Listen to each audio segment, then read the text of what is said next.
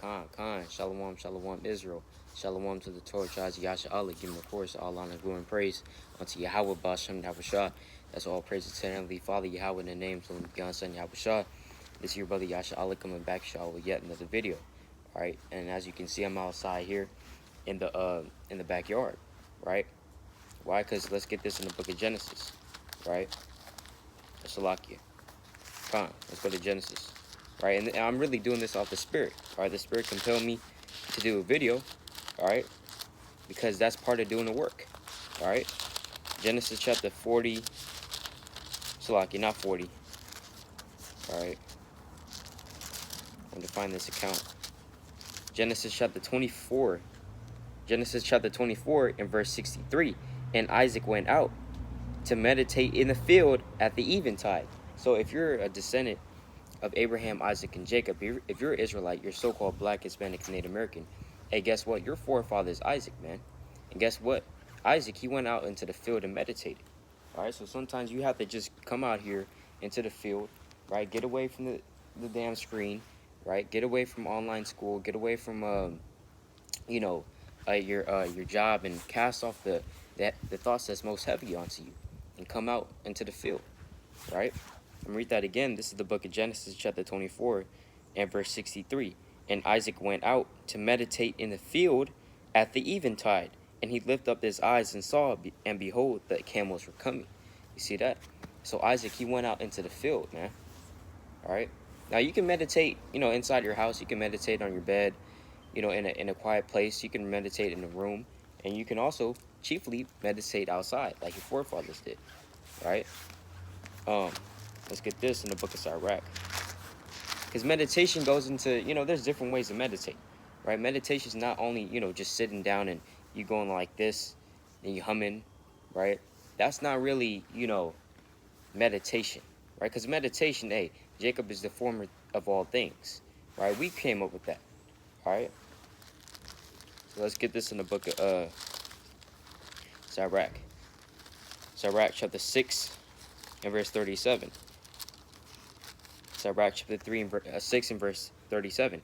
It says, let thy mind be upon the ordinances of the Lord, and meditate continually in his commandments. So we should be meditating continually in the Most High's commandments, right?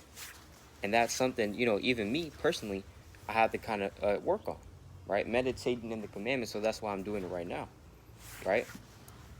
It says, and meditate continually in his commandments. He shall establish thine heart and give thee wisdom at thine own desire. You see that? So every brother and every sister should want and desire wisdom. So what should we be doing? Right? We should be showing the Most High that we're worthy of his wisdom.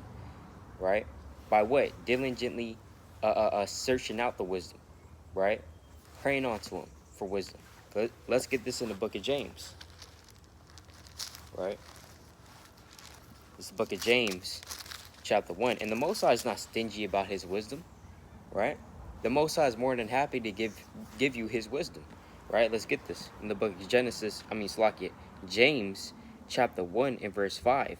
If any of you lack wisdom, let him ask of the Most High, that giveth to all men liberally, and upbraideth not, and it shall be given him. So the Lord, or basically James, he's saying that what? And this is, mind you, this is the brother Yahawashi. Right? This is the brother Yahawashi himself on earth. So he's saying that, look, if you lack wisdom, just ask of the Most High. Right? He's going to give it to you. Right? You got to ask it in faith, though. Right? You can't just ask and be like, well, I don't really, you can't just ask the Most High for wisdom and you don't even believe in the scriptures. Or you don't even believe in him. Right? Or you really think that, in your mind, you're basically, saying that, well, there's millions of people around the world. Who am I that the Most High will listen to me? James chapter 1 and verse 6, it says, but let him ask in faith, nothing wavering, but for he that wavereth is like a wave of the sea, driven with the wind and tossed. For let not that man think that he should receive anything of the Lord. A double-minded man is unstable in all his ways. See that? So it says that a double-minded man is unstable in all his ways, right? So that what? So James is saying that, look, you got to ask in faith. You got to, when you're praying unto the Most High, you ask him in faith for that wisdom, right? You ask him in faith for that knowledge, right? Con. So let's get this in the book of Sirach, chapter 39. Sirach, chapter 39 and verse 1. But he that giveth his mind to the law of the Most High, and is occupied in the meditation thereof, will seek out the wisdom of all the ancient, and be occupied in prophecies. See that? So the Lord said that, look, you're going to be occupied in these prophecies. And that's what we should be occupied in. You know, our main focus, especially us, in this truth, right? Those of us that go out into the highways and hedges, we should be diligently seeking out the prophecies, right? Knowing what's going on, knowing what's going to happen, you know, knowing the prophecies, because we got to proclaim these prophecies unto the people, right? Let's go to the book of Exodus, or Ezekiel, right? Let's go to the book of Ezekiel, chapter 33. Ezekiel 33 and 33. It says, and when this cometh to pass, lo, it will come. So all the prophecies that the Lord has been saying is going to come to pass, hey, they are going to happen, right? No doubt about it. They're going to happen. It says, then shall they know that a prophet have been among them. So you, right, you being a prophet, right, you're an Israelite man, right, watching this video, you being a prophet, people are going to know that all the prophecies that you told them are actually coming to pass. And they're going to wish, right, they're going to woulda, shoulda, coulda in that day, right? A lot of people are going to be saying that. Let's go to the book. Let's go to this. In the book of 2 Samuel. Salaki, let me see. Right. This might be 1 Samuel.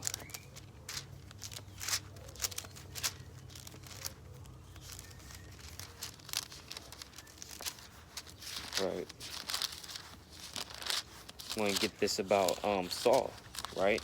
Saul coming to find the prophet, right?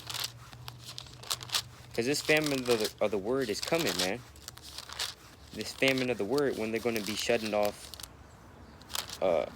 all the internet, right? You're not going to be able to get, you know, what you want, right? You're not going to be able to read the scriptures when all hell breaks loose, right?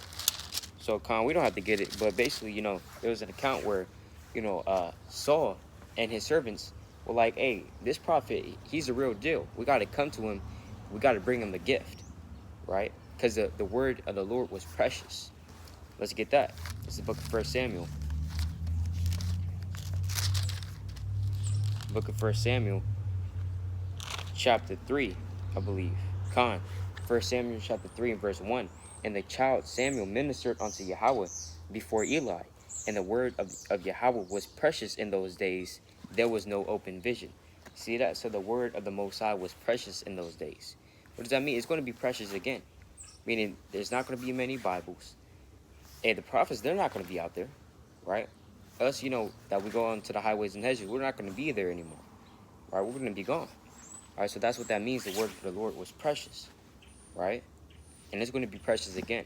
People are going to be really wanting to find this book, just like, you know, when you read that in the, Slakia, when you see that movie, the book of Eli, you know, and the main character, he had the scriptures, right? He had the scriptures with him. And the man, he wanted, you know, the man of the town, or that was a governor over the town, or so-called, right? He wanted that book. You see that?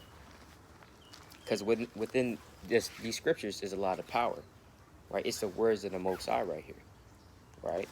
Different to all these other books. Because let's go to the book of Ecclesiastes. This is the book of Ecclesiastes, chapter 12, and verse 12, right? Let's go to the Ecclesiastes, chapter 12, and verse 12. And further, Salaki, and further, by these, my son, be admonished. Of making many books, there is no end. So there's a lot of other books out here. Or you got the Book of the Dead, you know, the Book of Enoch, Book of Jasher, right? You have the, you know, Book of Adam and Eve. You know, you got the Quran, right? You have all these other books. And to making books, man, there is no end, right? There's no end.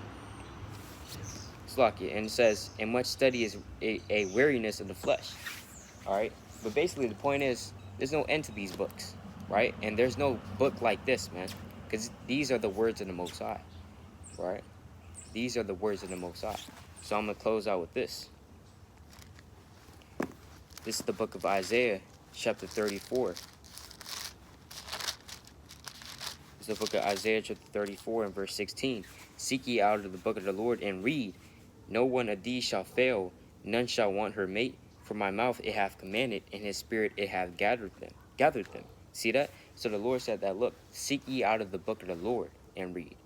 He didn't say seek out the book of the Quran, seek out of the, that book of the book of Adam and Eve. He says, seek ye out of the book of the Lord and read. This is the book of the Lord right here. All right.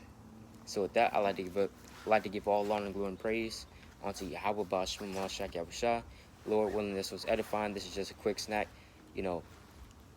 Basically encouraging brothers and sisters to come out here, maybe in the backyard, in nature, admire the Most High's creations, right? With that, I'd like to give all honor, glory, and praise again unto Yahawah, BAHASHAM, YAHAWASHI. Kwam Yasha Allah, Shalom.